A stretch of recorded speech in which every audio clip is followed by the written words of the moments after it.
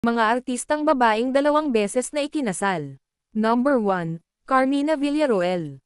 Ang actress na si Carmina ay unang nagpakasal sa kapwa niya artistang si Rustem Padilla, na kilala na ngayon sa pangalang Baby Gandang Hari. Naghiwalay ang dalawa, at muling umibig si Carmina kay Zoren Legaspi at kinasal ulit ito noong 2012.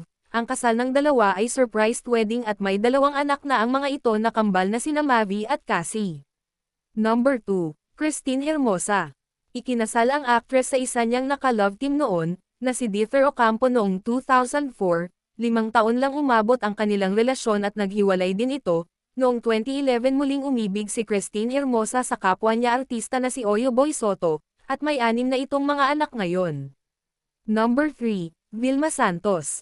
Ang versatility na actress na si Vilma Santos ay kinasal noong 1980 sa isang aktor na si Edo Manzano at ang bunga ng kanilang pagmamahalan ay si Luis Manzano, pero naghiwalay ang dalawa at muling kinasal ang actress sa isang politician na si Ralph Recto, at nagkaroon din sila ng isang anak na si Ryan Christian Santos Recto. Number 4, Vicky Bello. Ang dermatologist na si Vicky ay unang ikinasal sa isang businessman na si Atom Henares sa taong 1999.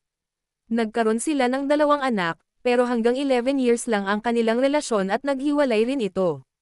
At noong taong 2017 ikinasal ulit ang dermatologist na si Vicky sa kapwa niyang doktor na si Hayden Ko. Number 5, Sharon Cuneta.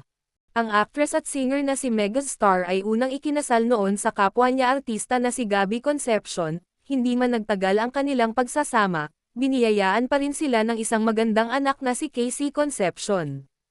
At muling kinasal ang Megastar sa isang politician na isang senador na si Francis Kiko Pangilinan noong 1996, nagkaroon sila ng 2 magandang anak na babae, kasama ang isang adopted son.